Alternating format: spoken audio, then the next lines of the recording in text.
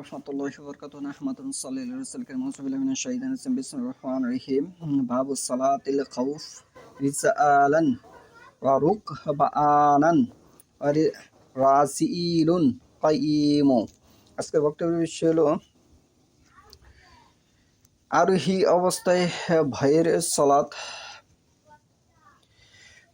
পদাতিক বা আরোহী অবস্থায় ভয়ের সালাত সম্পর্কে আমি হাদিসটি তেলাওয়াত করেছি সহিহুল বুখারীর প্রথম খণ্ড পর্ব 12 অধ্যায় 2 হাদিস নম্বর 943।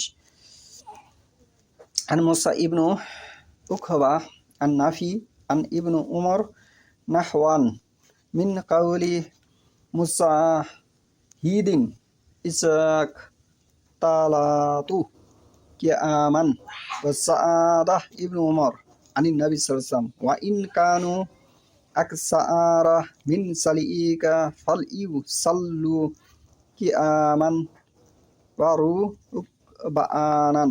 নাফি রহমাতুল্লাহ হতে বর্ণিত ইবনে উমর রাদিয়াল্লাহু আনহু সূত্রে মুজাহিদ রহমাতুল্লাহ বর্ণনা মতো উল্লেখ করেছেন যে সৈন্যরা যখন পরস্পরে শত্রুর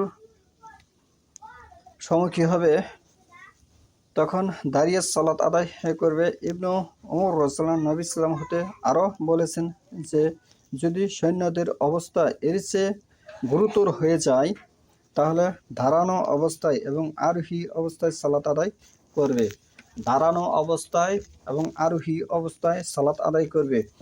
এই হাদিসটি একটি বিশুদ্ধ হাদিস, যে হাদিসটি সূরা বাকারার সাথে মিলে যাচ্ছে। সূরা বাকারায় এই বক্তব্য এসেছে যে তুমি যখন শত্রুর সম্মুখীন হবে, শত্রুর সাথে যখন তুমি কোনো দ্বিধাদ্বন্দ্বে লিপ্ত হবে তখন তুমি হাঁটা অবস্থায় সালাত আদায় করবে, তখন তুমি দৌড়ানো অবস্থায় সালাত আদায় করবে, তখন তুমি আরোহী অবস্থায় বা গাড়িতে, বিমানে বা ঘোড়ায়, সাইকেলে থাকা অবস্থায় সালাত আদায় করবে। এটি একটি বিশুদ্ধ হাদিস। এখানে আরেকটি কথা উল্লেখযোগ্য, আমি যখন ছোট তখন এই কথা আমি আমার পিতার মুখেও শুনেছি যে সে বলেছে যে আমার পিতা একজন ব্যবসায়ী ছিলেন, সেটি আমি কিছু কিছু আমার স্মরণ আছে, আমি দেখেছি। তখন আমার পিতার একজন ব্যক্তি যে গাড়ি বাইত, সে একজন ভালো আলেমের সন্তান ছিলেন। সে একজন কি ভালো আলেমের সন্তান ছিলেন। সে আলেমটি এসেছিল দেলদুয়ার থেকে, টাঙ্গাইল দেলদুয়ার থেকে। সে একজন অভিজ্ঞ আলেম ছিল। তার সন্তান সে আমার পিতার গাড়ি বাইতো। তখন আমার বাবা যখন গাড়ি চালাতেন তখন তিনি ওই গাড়ি অবস্থায় সালাত আদায় করেছেন। এটি আমার বাবা আমাদেরকে অবগত করেছেন বা প্রকাশ্য করেছেন, সেটি আমরা শুনেছি। তাহলে এখান থেকে যে বোঝা যায় যে ওই দেলদুয়ার থেকে যে আলেমটি এসেছিল সে একজন অভিজ্ঞ বা বিজ্ঞ আলেম ছিলেন।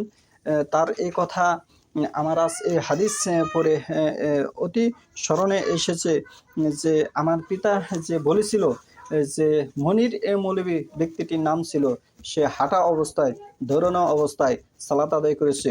এই বুখারী শরীফের এই হাদিস সে আমল করেছে।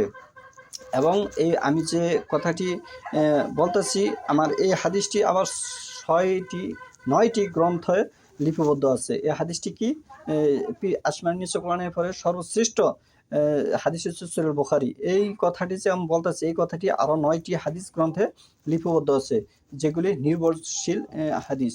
তাহলে তার মানে সে একজন বিজ্ঞ আলেম ছিলেন।